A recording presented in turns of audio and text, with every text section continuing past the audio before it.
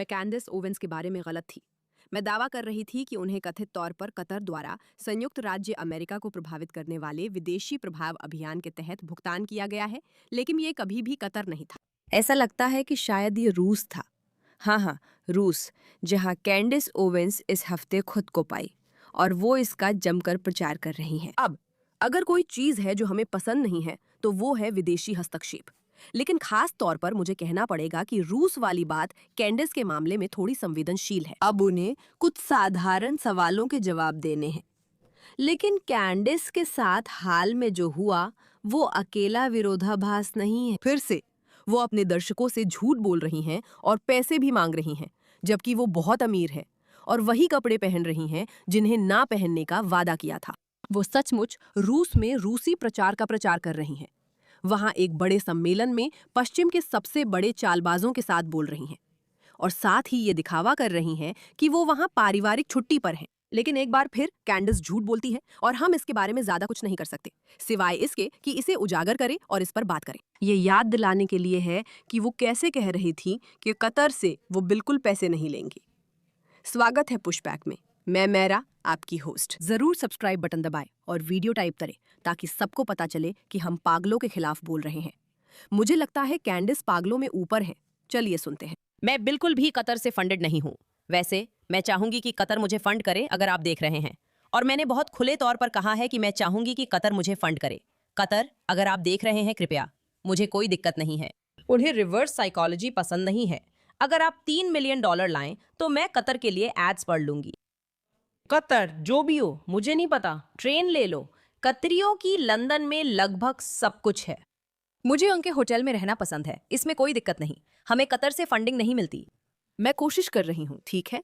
तो यहाँ वो मूल रूप से हमें बता रही है कि उसे कोई दिक्कत नहीं है कि वो किसी विदेशी प्रभाव से फंडिंग लेकर उनकी विचारधाराओं को अमेरिकियों के बीच बढ़ावा दे, जो कि महत्वपूर्ण है। क्योंकि अगर आप देखना चाहते हैं कि अभी उसके साथ वास्तव में क्या हो रहा है, तो हमें उसकी यात्रा पर नजर डालनी चाहिए।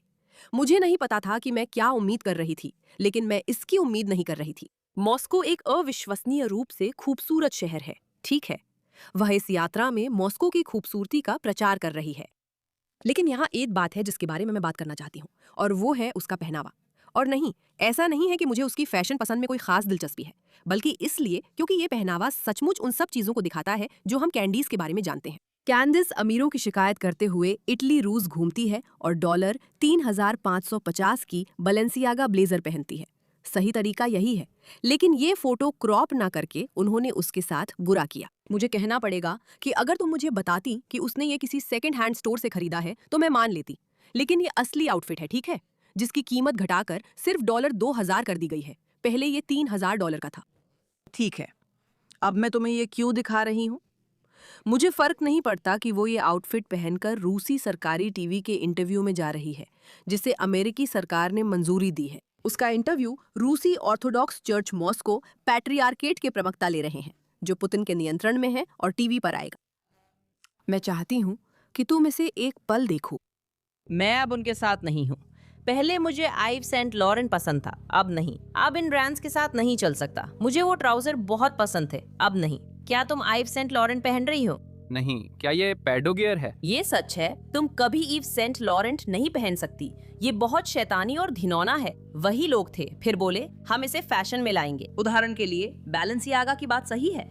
हाँ, जिसमें टेडी बियर अभी भी बंधे थे और थोड़ा अजीब था। क्या आपको पता है ये फ्रेंच ब्रांड्स है? मैंने उन पर कभी भरोसा नहीं किया। ये सब पेरिस से आ रहा है क्योंकि फ्रैंकिस ने फ्रेंच क्रांति करवाई थी। ये हमेशा ईसाई साम्राज्य पर हमला था। मुझे कहना पड़ेगा, उसकी बातें देखना वाकई मजेदार है। ये बहुत पुरानी बात नहीं है। उसने अभी रसल ब्रांड का इंटरव्यू लिया, जिसमें वो कहती है तुम ईव सेन लॉरो या बैलेंसियागा नहीं पहन सकते, बस इसलिए। सिगमंड फ्रॉइड ने लिखा था कि ये हमारा धर्म है। जब लोग इसे जान जाते हैं तो ये समस्या बनता है। इसलिए लिखते वक्त छल करना चाहिए। हमें अपने किए जा रहे काम के बारे में ईमानदार नहीं होना चाहिए, क्योंकि हर बार ऐसा करना ठीक नहीं है। मुझे पता है, वो हमेशा बताती है कि तुम्हें बैलेंसियागा क्यों नहीं पहनना चाहिए। फिर से इसे पढ़ो। किसी सेलिब्रिटी को बैलेंसियागा का बचाव नहीं करना चाहिए। एक माँ के रूप में मेरी प्राथमिकता बच्चों की सुरक्षा है। पैडोफाइल्स और बच्चों को फुसलाकर उनका शोषण करने वालों को कैंसिल करना सही है। मैं ये स्पष्ट करना चाहती हूँ, ये 2022 की बात है, शायद तब की जब वो पूरी तरह पागल नहीं हुई थी। हालांकि इस समय तक हमें पता है कि वो हमेशा से ही पागल रही है। मैं इसका सबूत अभी दिखाऊंगी। लेकिन सोचिए, कितनी अजीब बात है कि वो वहां रसल ब्रांड के साथ पॉडकास्ट कर रही है और कह रही है कि आप किसी भी हालत में ये कपड़े नहीं पहन सकते, और फिर खुद वही कर रही है। लोग कह रहे हैं कि उसने कपड़ा अलग अंदाज में बांधा ताकि पता न चले, लेकिन वो यहाँ बलेंसियागा पहन रही है। ये बिल्कुल वही चीज है जो कैंडेस करती है। वो सबको बताती है कि उन्हें एक खास तरीके से पेश आना चाहिए, और फिर वो खुद बाहर जाकर जो चाहती है वही करती है। और हाँ, अपने समर्थकों से पैसे मांगती है और अपनी सुरक्षा के लिए मदद मांगती है, अपनी सुरक्षा के लिए फंड जुटाती है। अगर वो $3000 का सूट ना पहनती तो भी कोई दिक्कत नहीं, अमीर होने पर पहनना उसकी मर्जी है, लेकिन तब भी वो सुरक्षा का खर्च उठा सकती है। वजह यह है कि वो दोनों कर सकती है, महंगा सूट पहनना और सुरक्षा रखना, क्योंकि वो बहुत बहुत अमीर है। और अगर आप उन बेवकूफ़ों में से एक हैं जो अपनी मेहनत की कमाई लेकर कैंडिस ओवंस को दे रहे हैं उसके बैलेंसियागा सूट्स के लिए फंड देने के लिए, जिनके बारे में वो अपने पॉडकास्ट में आपको पहनने से मना करती है, क्योंकि उसका कहना है कि इससे मूलतः बाल शोषकों को समर्थन मिलता है। जो नहीं जानते, बैलेंसियागा कुछ महीने पहले एक बड़े घोटाले में था जिसमें वे बच्चों के अजीब विज्ञापन प्रमोट कर रहे थे। ये सब बहुत अजीब था, और कैंडिस ने तो 2022 में ही इस बारे में बोला था। तो लगता है कि ये कैंपेन कुछ महीने पहले का नहीं बल्कि काफी पुराना है। वो कह रही थी, दोस्तों इससे दूर रहो, बैलेंसियागा मत पहनो, और अब देखिए वो खुद इसे पहन रही हैं। ये इसलिए जरूरी है क्योंकि इससे हमें ठीक ठीक याद आता है कि वो काम कैसे करती है। कैंडिस अमीर लोगों के बारे में शिकायत करना पसंद करती है, जैसा कि हम पहले से जानते हैं, और ये दिखाने की कोशिश करती हैं कि वो वाकई बहुत संघर्ष कर रही हैं। जैसा मैंने पहले कहा था, मैं 2016 से 2026 तक उनकी विरोधाभासों को दिखाना चाहती हूँ, क्योंकि लोग पूछते हैं कैंडिस अचानक क्यों बदल गई। असल में क्योंकि ये महिला हमेशा से ही बेईमान रही हैं, हमेशा। उन्हें बस दर्शक और सबसे ऊपर रहना है। मैं सोचती हूँ मैं ऐसे वीडियो क्यों बनाती हूँ जो उन्हें और प्रचार देती हैं। मुझे लगता है उनकी इतनी बड़ी फॉलोइंग है कि सबको पता होना चाहिए वो कितनी झूठी हैं। देखते हैं। हाय दोस्तों, मैं कैंडिस ओवेंस हूँ और मैं socialautopsy.com की संस्थापक हूँ। हमारी टीम ने फेसबुक, ट्विटर, इंस्टाग्राम के सार्वजनिक इंटरफेस खंगालकर इंटरनेट पर नफरत फैलाने वालों की असली प्रोफाइल बनाई है। ये ट्वीट नताली जीन बाइजनर ने किया। कैंडिस की बेटी बड़ी होकर या तो बदतमीज बनेगी या जेल जाएगी, या दोनों। हमें जानना होगा ये लोग कौन हैं। लोगों को जानना चाहिए कि आप कौन हैं, कहां से हैं, यहाँ तक कैसे पहुंचे, आपकी दवाई की अलमारी में क्या है, मुझे नहीं पता। मैं ऐसी चीज के पास नहीं रहना चाहूंगी। ये लोग आपके शिक्षक, डॉक्टर हैं। ये समझना जरूरी है क्योंकि कैंडिस ओवेंस का मंच अभिव्यक्ति की पूरी आजादी पर आधारित था। आपको जो कहना है कहने की अनुमति होनी चाहिए, और आपको कहीं भी बहिष्कृत नहीं किया जाना चाहिए। फिर पता चलता है कि कैंडिस ओवेंस की वेबसाइट थी जो ऑनलाइन बोलने वालों की जानकारी उजागर कर रही थी, जो करना अभी भी अनुमति है। लेकिन 2026 में भी कैंडिस ओवेंस ने अपना रवैया बिल्कुल नहीं बदला है। वो अब भी कहती हैं, चलो बाहर निकलते हैं और इन लोगों के बारे में सारी जानकारी इकट्ठा करते हैं। हम सोचते हैं कि कैंडिस ओवेंस ने बड़ा बदलाव किया जो सबने देखा। पहले वो इजराइल के समर्थन में थी और चार्ली कर्क के साथ वहां गई थी। अब उनके पास ये यहूदी सब कुछ नियंत्रित करते हैं।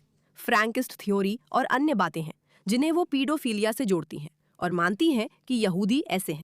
ये सब उसकी बेवकूफ़ी भरी सोच है, लेकिन असल में उसने अपने मूल स्वभाव में कभी बदलाव नहीं किया है, जो कि लोगों को गुमराह करना, झूठ बोलना, लोगों का सामना करना और अपने चारों ओर जितना हो सके उतना विवाद पैदा करना है।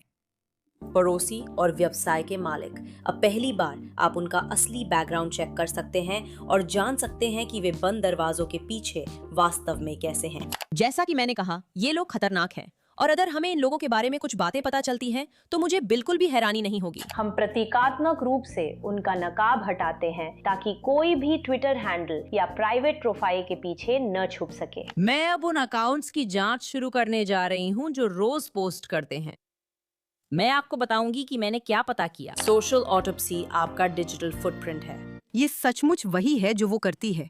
उसका पूरा काम ही झूठ बोलना है, और अब ये सोचकर कि वो सच में बाहर जाकर इसका प्रचार कर रही है, ये किसी रूसी चीज जैसा है। मैं अब समझने लगी हूँ कि जब ये प्लेटफॉर्म यहाँ आ रहा है तो अमेरिका में जो लोग टीवी पर बोलते हैं वो रूसी मिलीभगत को लेकर घबराते हैं, चिल्लाते हैं और झूठ बोलते हैं। ये प्लेटो की गुफा की उपमा जैसी बात है। ये वाकई चौंकाने वाला है कि ये शहर कितना साफ, सुंदर और व्यवस्थित है। ये मीडिया की तस्वीरों से अलग है। वो रूसी प्रचार बढ़ा रही है। साथ ही आप सोच सकते हैं कि कैंडिस की यहूदियों के बारे में बात में दम हो सकता है। शायद कैंडिस एरिका कक के बारे में सही है, लेकिन प्लीज दोस्तों, आप समझते हैं ना कि रूस एक समस्या है। आप समझते हैं कि तानाशाही अच्छी नहीं होती, या शायद नहीं। शायद आप नहीं समझते, और फिर आप एक बेवकूफ है जो कैंडिस ओवेंस का अनुसरण करते हैं। लेकिन ये देखना वाकई बहुत दिलचस्प है। शायद हम शुरू से ही गलत थे। शायद उसे फंड करने वाला कतर नहीं था। शायद ये सिर्फ रूसी थे जो अमेरिका में और अव्यवस्था फैलाने की कोशिश कर रहे थे, जो हमेशा से उनकी रणनीति रही है। पश्चिम को हराने की बजाय उसे अंदर से बिखरने दो।